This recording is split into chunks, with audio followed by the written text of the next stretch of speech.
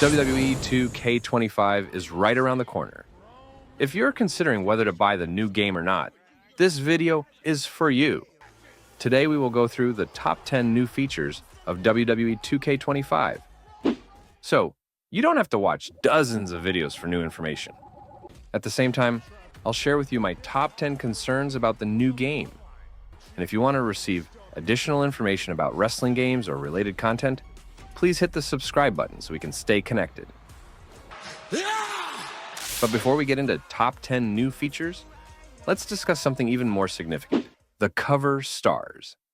At Raw on Netflix, Paul Heyman announced Roman Reigns as the cover star for the standard version of WWE 2K25. Some believe history repeats itself. While the last time Roman appeared on WWE Games cover, that game was a disaster. And WWE 2K21 was even scrapped for that same reason. There are 3 editions for you to pick. The Standard Edition with Roman and Paul Heyman on the cover, the Deadman Edition featuring the Undertaker on the cover, and the Bloodline Edition with Roman Reigns, the Usos, Solo Sikoa, Sami Zayn, and other Bloodline members appearing on the cover. Now let's talk about the top 10 new features one by one. Number 1, the Island, as the title Rule Beyond the Ring implies. For the first time in WWE 2K history, players can step outside the ropes and onto the island for PS5 and Xbox Series X.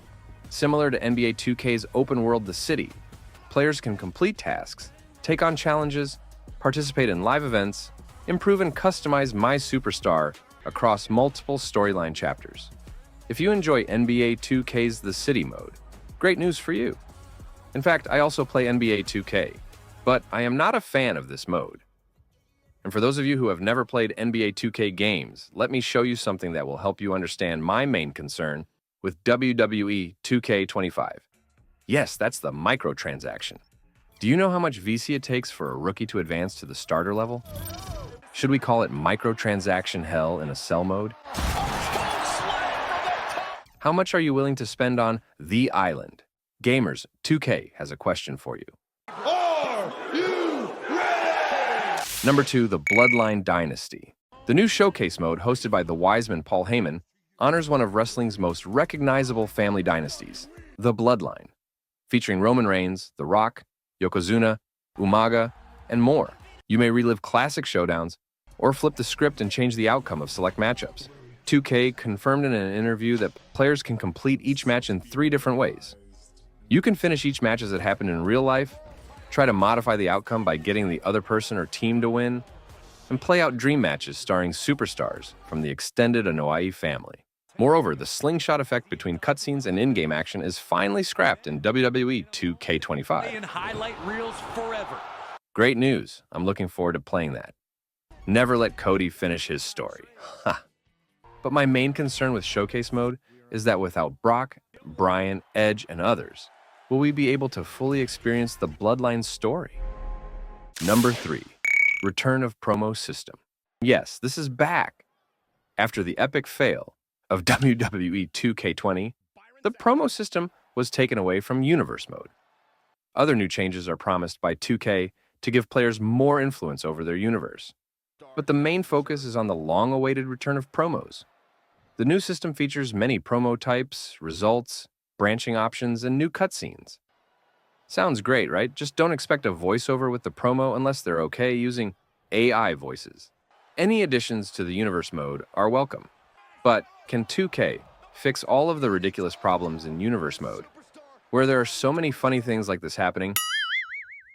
And can we finally execute cutscenes at PLEs? Instead of just choosing the outcome?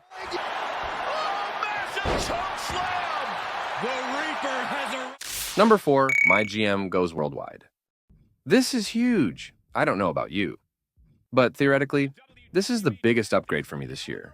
You can now take your show on the road and challenge friends all around the world, thanks to online multiplayer for up to 4 players, leading your brand in multiple week seasons with a larger pool of general managers, cross-brand PLEs, and more. According to Visual Concepts design director, there might be backstabbing from complaining superstars, so a lot more dramas are expected. My main concern is that the server will fail again, as it always does. And that's not a prediction. I'm excited for this mode. But as far as 2K server stability, I have zero expectations. What would you do if you were in charge? Number 5, Return of Chain Wrestling. One of the selling points in WWE 2K25, the return of chain wrestling. Once again, this is a feature that was removed following WWE 2K20. It's as if they're restoring all of the things that have been absent for years. Will the chain wrestling minigame improve this year? I believe so. But if you're super hyped about that, I have a question for you. Were you excited with the introduction of trading blows? And how do you feel about it now? In my opinion, this is a plus, not a game-changing element. My bet is that I'll play chain wrestling minigame for the first several weeks before turning it off. Number 6, Intergender Match. Intergender Wrestling makes its long-awaited debut in the WWE 2K franchise. WWE, or player-created superstars from the men's and women's divisions, could be chosen to compete against one another, resulting in numerous matchups across multiple modes. There are even titles to unlock that both male and female superstars can compete for. The longer you play, the more options about intergender wrestling become available. As a fan, I am very excited about the addition. The major concern would be from the company's business standpoint, as there will be more intergender wrestling footage showing men attacking women with weapons in a pool of blood, which is clearly not good for publicity. Number 7, New Match Types. The Underground and Bloodlines rules match are new additions in WWE 2K25.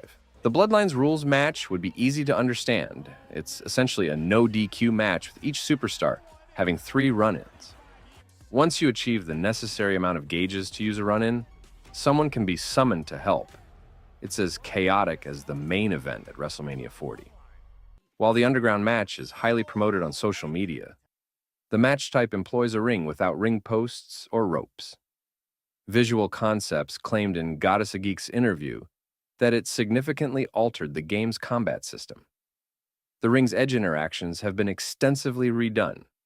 The crowds will respond in diverse ways, such as banging on the mat.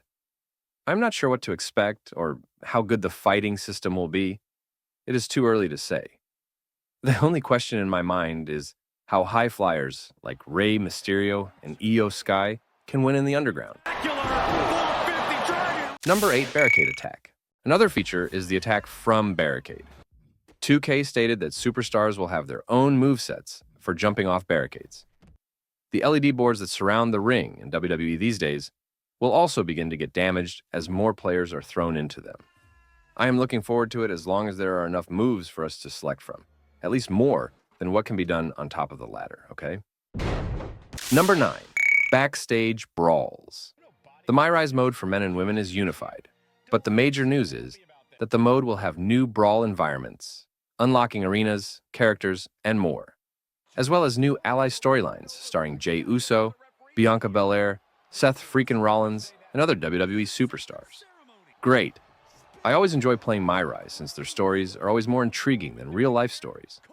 Another plus is that epic brawls backstage can now occur with a total of 8 superstars fighting. It's gonna be crazy. My concern here is whether the game supports 8 controllers in console, because those backstage brawl areas are clearly built for fighting with all your friends. Do this! Ugh, she's made her point. Number 10, biggest roster ever. Last but not least, you may choose from over 300 playable characters, including current superstars from Raw, SmackDown, and NXT, as well as legends and WWE Hall of Famers. New superstars such as the Bloodline members and Lola Vice have already been confirmed to make their debut in 2K games, and more names will undoubtedly be added to the roster. As a fan, I'm delighted to play the new characters, but could 2K please update superstar tires and character models? Look at Sami Zayn. Look at Nia Jax. They were champions last year. Don't they deserve an update, even an upgrade? I understand that there are many brilliant creators in the community, but the price of a new game should have included an update, right? Do you think it's acceptable to release a new NBA game with LeBron still wearing his Heat or Cavaliers jersey? That wraps up the 10 new features and my 10 concerns about WWE 2K25. In this case, am I hyped for the new game? I am super hyped. Do I like the open world direction of the new game? I love the passion, but maybe save those plans. Will I buy WWE 2K25? I like this one a lot. This one's really cool.